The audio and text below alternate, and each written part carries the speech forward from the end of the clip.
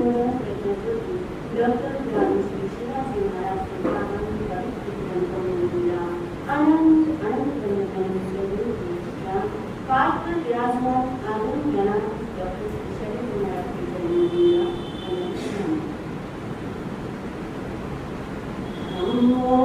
मंगल मुक्तिका अहिंसा संयम तपो विवेकामृतं नमः सन्ति जस धम्मे सयामन।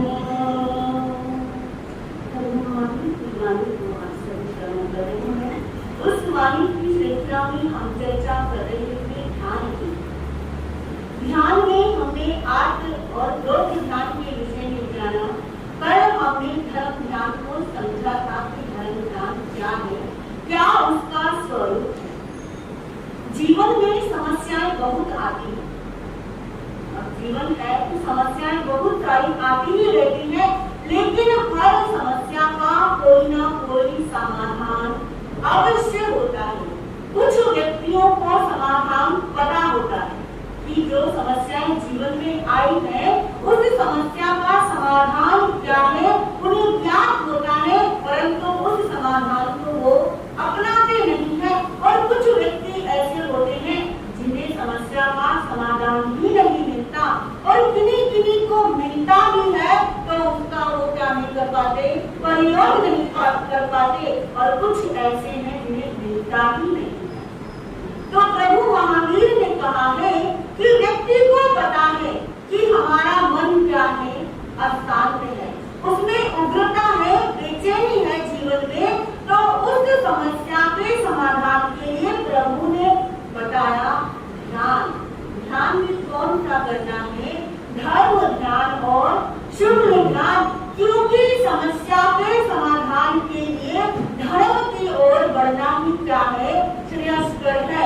यदि आत्म और लोक ध्यान में ही लगे रहेंगे तो हम समाधान खोज नहीं पाएंगे, क्योंकि आत्म ज्ञान और लोक ध्यान समस्याओं को उत्पन्न करता है, समस्याओं को बुलाता है, लेकिन धर्म ध्यान और शुक्ल ध्यान उन समस्याओं का समाधान है।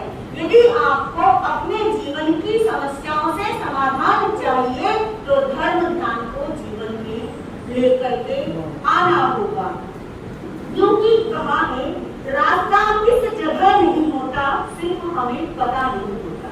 रास्ता किस जगह नहीं होता, सिर्फ हमें पता नहीं होता। छोड़ दे रास्ता डर के हम, छोड़ दे रास्ता डर के हम, ये तो कोई रास्ता नहीं होता। और ये संस्थान क्या है, एक रंगमंच है। इसे क्या कहते हैं, एक रंगमंच है। यहाँ पे व्यक्ति तरह तरह के व्यक्ति आते हैं और अपना अपना रोल क्या करते हैं, अदा करते हैं। इसीलिए कहा छोड़ दे रास्ता डर के हम, ये तो कोई रास्ता नहीं होता। और एक नाटक है ये जहाँ हर कोई बहुरूपिया होता, और एक नाटक है ये जहाँ हर कोई बहरूपिया होता। बहरूपिया क्यों था कि व्यक्ति का अपना अपना अलग अलग क्या है, स्वभाव है। इस संसार रूपी मंच पर अपना अपना नाटक क्या करता है, वो दिखाता है, अपना अपना रूप दिखाता है और संसार से विदा हो जाता है। आगे कहा खौफ रास्ते से क्या भला, खौफ रास्ते से क्या भला, हादसा क्या घर में नहीं होता। खौफ रास्ते से क्या भला, हादसा क्या घर में नहीं होता।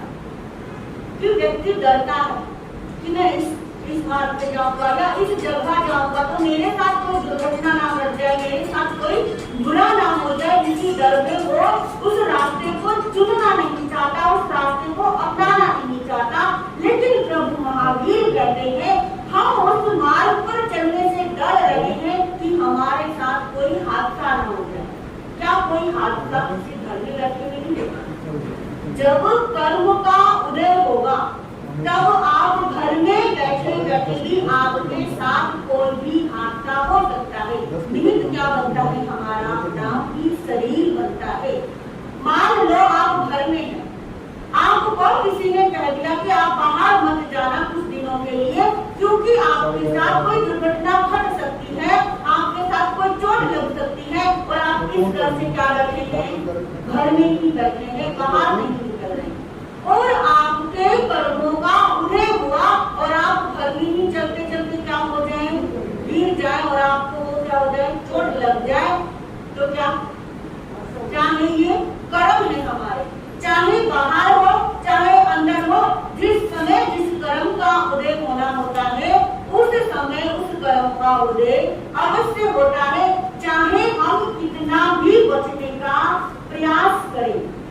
तो इसीलिए कहा है कि जब समस्याएं समझ में आ जाती है, जब पता है कि आपके कर्मों का उदय होना है, तो क्यों हम डर कर जिए कि हम बाहर जाएंगे तो हमारे साथ ये हादसा हो जाएगा। तो हमें पता है कि हमारे मन में जो उग्रता है, बेचैनी है, इन सब का एक ही समाधान है, वो है धर्म स्थान या फिर धर्म करना। तो उस समाधान को अपनाते क्यों नहीं?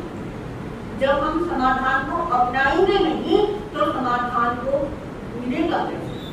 सामने हमें उस समस्या का समाधान दिख रहा है कि इस समस्या का ये समाधान है, फिर भी हम वो कार्य नहीं करते तो समस्या जीवन में बने ही रहते हैं। इसीलिए कहा है कि धर्म ध्यान की ओर क्या रहो, अग्रसर रहो।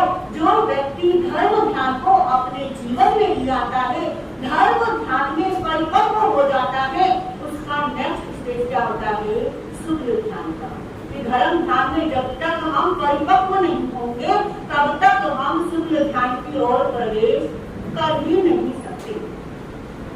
तो ध्यान शतक में धर्म ध्यान के लिए 4 सहायक बताए हैं, यानी अभ्यास जिसके द्वारा हम ध्यान कर सकते हैं, सहायक है हमारे ध्यान में। क्योंकि कोई न किसी चीज के लिए कोई ना कोई सहायता चाहिए, सहारा चाहिए, तभी हम क्या करते हैं, आगे बढ़ते हैं। तो इसी प्रकार धर्म ध्यान के लिए ध्यान शतक में 4 प्रकार के सहायक बताए हैं, जिसे भावना भी कहते हैं।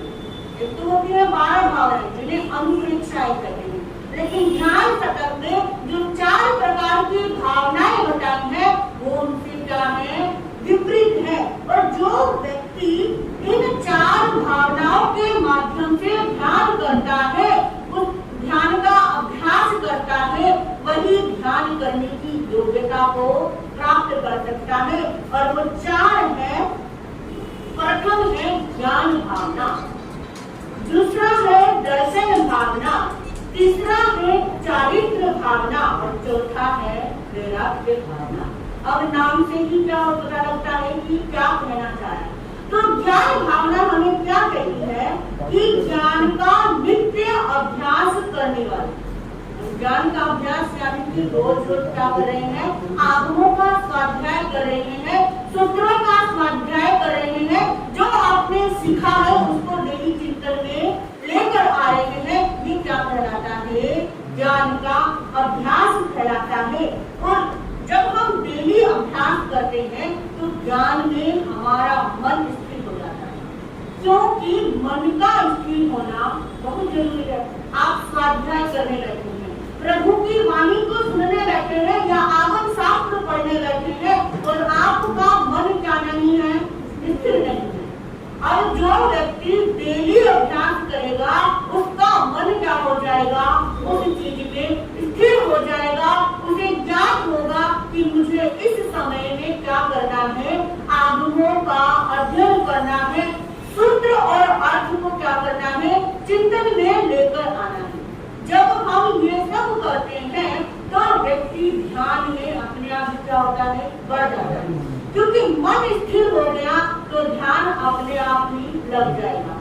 जब तक ये चंचल मन स्थिर नहीं है तब तक हम ध्यान के मार्ग में आगे बढ़ नहीं सकते। प्रश्न बहुत लोग करते हैं कि महाराज जी ध्यान में बैठे तो मन क्या जाता है, अलग अलग जाता है, मन क्या नहीं रहता, स्थिर नहीं रहता, इसीलिए हम क्या नहीं कर पाते, ध्यान नहीं कर पाते। उसका रीजन है कि हमने उस चीज का अभ्यास ही नहीं किया। अब साल में, महीने में एक बार आप जिस चीज को करने के लिए बैठोगे वह चीज पूर्णतः होने में क्या लगेगा, समय लगेगा, स्थिर होने में भी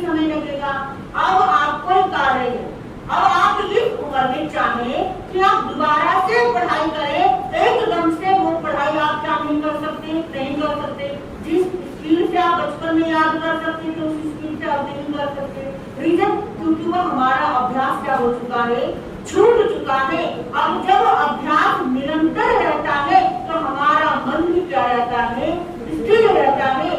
इसीलिए अभ्यास क्या है, अति आवश्यक है। अभ्यास से मन क्या रहेगा, टिका हुआ रहेगा।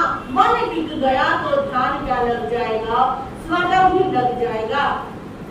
दूसरा कहते हैं दर्शन भावना। दर्शन यानी कि जो अपने को शंका आंशा आदि से रहित रखता हो। अब आपको शंका आंशा के नाम पता होंगे।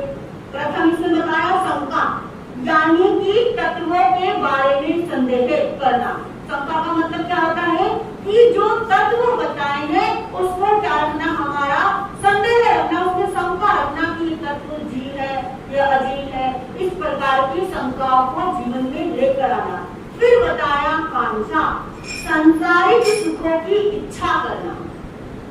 अब आप ध्यान में बैठ जाओ और इच्छा किसकी करो, सांसारिक सुखों की, कि मुझे ये भौतिक पदार्थ क्या हो जाए, उपलब्ध हो जाए, मेरा यह कार्य जल्दी संपन्न हो जाए। इस प्रकार की इच्छा यदि ध्यान करते हुए आती है तो आप ध्यान में क्या नहीं है, अभी स्थिर नहीं है। फिर बताया वीर चिकित्सा यानी सच्चे गुरु शास्त्र और देव के बारे में संदेह करना।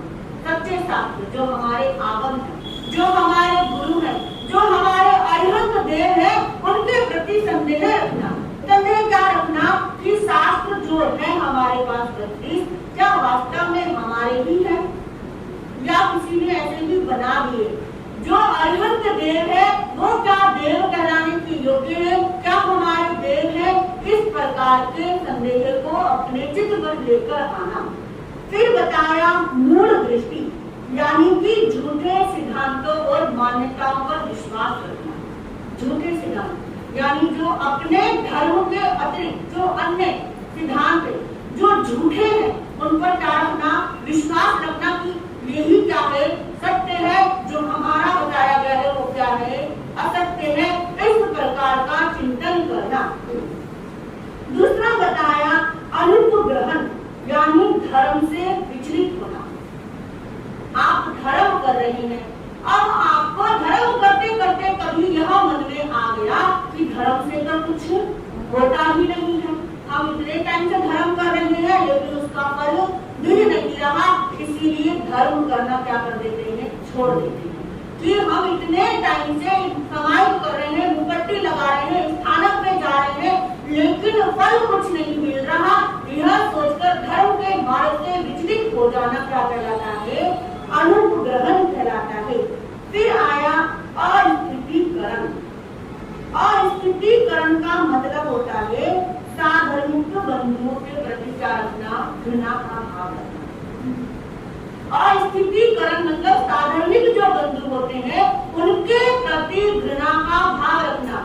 यानी कि जो हमारे साधर्मिक जैन बंधु हैं, यदि वो व्यक्ति आपसे ओहदे में नीचे है या फिर वो आपकी संपदा से वो क्या है, थोड़ा नीचे है, मिडिल क्लास है, उसको देखकर आपके मन में क्या आ रहा, ये हमारे स्टेट क्या नहीं है, स्टेटस का नहीं है।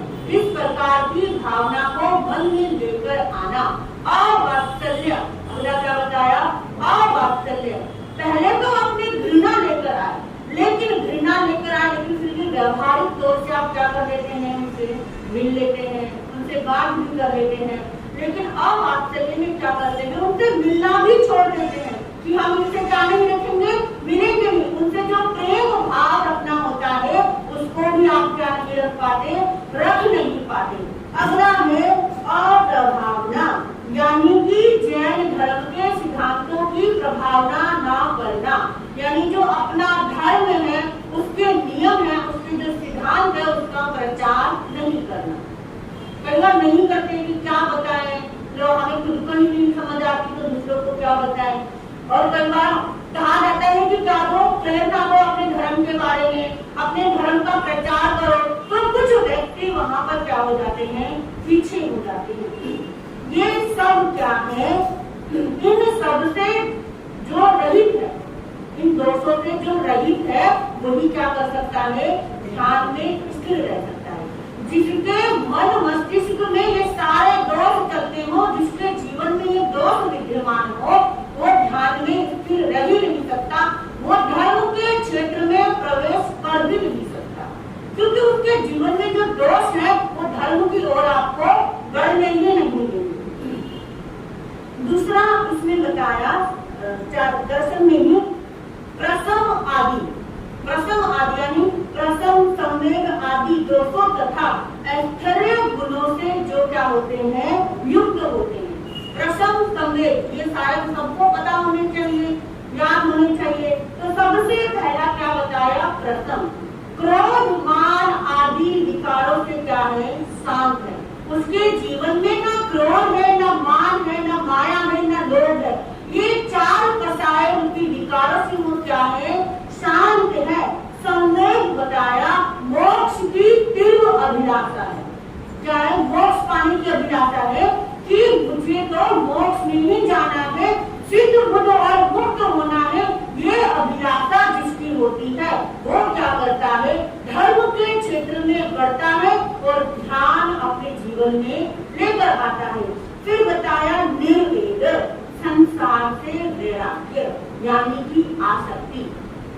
इसका मतलब ये नहीं बोला कि वैराग्य आ गया, आसक्ति अनासक्ति जिसे बोलते हैं, अनासक्ति आ गई तो व्यक्ति क्या कर देगा, घर छोड़ देगा। तो लोग कहते हैं ना, इससे तो क्या हो गया, वैराग्य हो गया है, या ज्यादा स्थान में आते हैं तो शायद दीक्षा ले ली। नहीं, जिसके जीवन में संसार में रहते हुए भी संसार से अनासक्ति हो जाए, जैसे कीचड़ में कमल खिलता है लेकिन कमल क्या रहता है, ऊपर रहता है। इसी प्रकार जो व्यक्ति संसार में रहते हुए भी संसारिक क्रियाकलापों से अनासक्त रहता है, जो संसार के कर्तव्य है उनको केवल कर्तव्य मानकर निभाता है, उसे क्या कहते हैं, निर्वेद कहते हैं। दूसरा बताया अनुकंपा यानी सभी जीवों के प्रति दया का भाव। फिर बताया आस्था यानी जिनेंद्र भगवान के वचनों पर विश्वास रहना। जो भगवान ने कहा है वो क्या है, सत्य है, उनके वचनों पर क्या रखना, विश्वास रखना। ये सब क्या कहलाते हैं, दर्शन के अंदर आते हैं। दर्शन भावना यानी जिसके जीवन में शंका, आंछा आदि दोषों से क्या रहता है, जो रहित रहता है और प्रसन्न, संवेग आदि गुणों से युक्त रहता है, वही व्यक्ति ध्यान कर सकता है, वही व्यक्ति धर्म कर सकता है। तीसरी है चारित्र भावना। इस भावना में नए कर्मों का आश्रम नहीं होता, यानी जो चारित्र में आ गया उसके नए कर्मों का आश्रम नहीं होता, पूर्व के कर्मों की निर्जरा होती है। यानी नए कर्म तो नहीं आ रहे हैं, लेकिन जो पहले बांधे हुए कर्म है, जो कर्म संचित हो रखे हैं, उन कर्मों की क्या होती है, निर्जरा होती है। शुभ कर्मों का यानी कि शुभ पुण्यों का ग्रहण होता है। ये क्या कहलाता है, चारित्र भावना कहलाता है। जब नए कर्मों का आश्रम नहीं होगा, पुराने कर्मों की निर्जरा हो जाएगी, तो सहज ही क्या हो जाएगा, ध्यान हो जाएगा। अगला बताया है वैराग्य भावना, जिसने जगत के स्वभाव को भली भांति से जान लिया। जगत का क्या स्वभाव है, जगत में क्या क्या है, उस चीज को भली भांति जान लिया, जो निसंग, निर्भय और सर्व आशाओं से रहित है, जिसके जीवन में कोई आशा नहीं बची, उसे किसी कुछ चीज पाने की कोई इच्छा ही नहीं बची। जो वैराग्य की भावना से क्या हो चुका है, और प्रोध हो चुका है, वही क्या कर सकता है, धर्म ध्यान में प्रवेश कर सकता है। इसी को क्या कहते हैं, वैराग्य भावना कहते हैं। और ध्यान का लक्ष्य ही क्या होता है, मुक्त होना। सब कर्मों से मुक्त होने के लिए ही ध्यान के क्षेत्र में क्या किया जाता है, प्रवेश किया जाता है। और सर्व कर्मों से मुक्त होने के लिए हमें सबसे पहले विकारों को छोड़ना होगा। और विकार क्यों उत्पन्न होते हैं, विकार उत्पन्न होते हैं राग के कारण। जो व्यक्ति विकारों से मुक्त हो जाएगा, राग से मुक्त हो जाएगा, वो क्या हो जाएगा, संसार से यानी संसार की चक्रव्यूह से क्या हो जाएगा, मुक्त हो जाएगा। लेकिन उसे क्या करना होगा, अपने जीवन में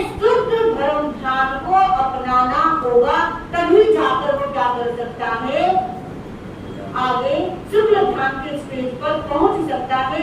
अभी धर्म ध्यान के आलंबन कौन से हैं, देश काल समय क्या होता है, इन सभी के विषय में चर्चा करेंगे। इन्हीं शब्दों के साथ नमः सिद्धम नमः सिद्धम नमः।